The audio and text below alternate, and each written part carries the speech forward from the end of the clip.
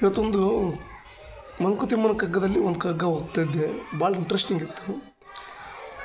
ಅದನ್ನು ನಾನು ಓದೋಕ್ಕೆ ಪ್ರಯತ್ನ ಮಾಡ್ತೀನಿ.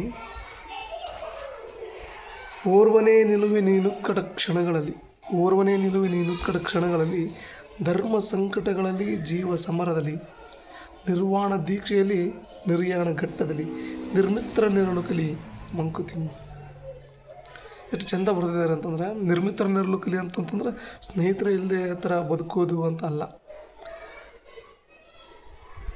ಓರ್ವನೇ ನಿಲುವೆ ನೀನುತ್ಕಟ ಕ್ಷಣಗಳಲ್ಲಿ, ಉತ್ಕಟ ಪೀಕ್ ದುಃಖದ್ದು ಅಥವಾ ಸಂತೋಷದ ಪೀಕ್ ಲೆವೆಲ್ನಾಗ ಒಬ್ಬನೇ ಇರ್ತೀಯ. ಸಡನ್ನಾಗಿ 1 ಕೋಟಿ ರೂಪಾಯಿ ಬಹುಮಾನ ಬಂತಪ್ಪ, ಉತ್ಕಟ ಸಂತೋಷದ. ಅಥವಾ ನಿಮ್ಮ ಜೊತೆಗಿದ್ದವ್ರು ಸಡನ್ನಾಗಿ ಯಾರು ಹೋದರು, ಉತ್ಕಟ ದುಃಖದ. ಆ ಕ್ಷಣದಲ್ಲಿ ನೀನು ಒಬ್ಬನೇ ಇರ್ತೀಯ, ಇರೋದೊಬ್ಬನೇ. ಯಾರಾದರೂ ಬರ್ಬೋದು, ಸಮಾಧಾನ ಮಾಡೋಕ್ಕಾದ್ರೂ ಬರ್ಬೋದು, ಅಥವಾ ನೀನು ಎಲ್ಲರೂ ಸಂತೋಷನ ಹಂಚ್ಕೊಳ್ಳೋಕ್ಕಾದ್ರೂ ಬರ್ಬೋದು. ಆದರೆ ಆ ಕ್ಷಣನ ನಿಜವಾಗ್ಲೂ ಅನುಭವಿಸೋದು ನೀನು ಒಬ್ಬನೇ.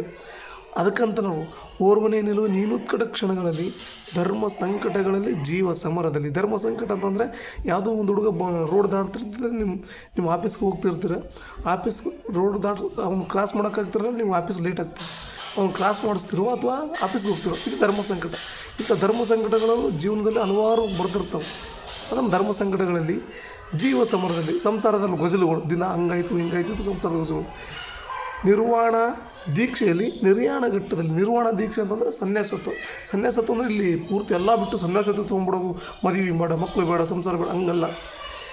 ಸಂಸಾರದೊಳಗೆ ಇದ್ಕೊಂಡು ಒಂದು ಲೆವೆಲಿಗೆ ಬಂದ ಮೇಲೆ ಸಂಸಾರ ಸಾಕಪ್ಪ, ಇಲ್ಲಿಗೆ ನನ್ನ ಜವಾಬ್ದಾರಿ ಮುಗೀತು, ನಾನು ಮಕ್ಕಳಿಗೂ ಮೊಮ್ಮಕ್ಕಳಿಗೆ ಆ ಜವಾಬ್ದಾರಿ ಕೊಟ್ಟು ಸರಿಬೇಕು ಅಂತ ಅನ್ನಿಸ್ತಲ್ಲ, ಅದು ಸಂಸಾರದ ದೀಕ್ಷೆಯಲ್ಲಿ.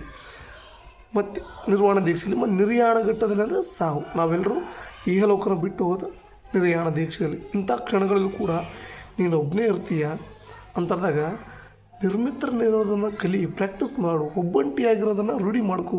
ಒಬ್ಬಂಟಿಯಾಗಿ ರೂಢಿ ಮಾಡ್ಕೊಳ್ಳೋದಾಗ ಒಬ್ಬನೇ ಮನೆಗೆ ಹೋಗಿತಾರೆ ಇರೋ ಅಂತ ಹೇಳಲ್ಲ ಅವರು.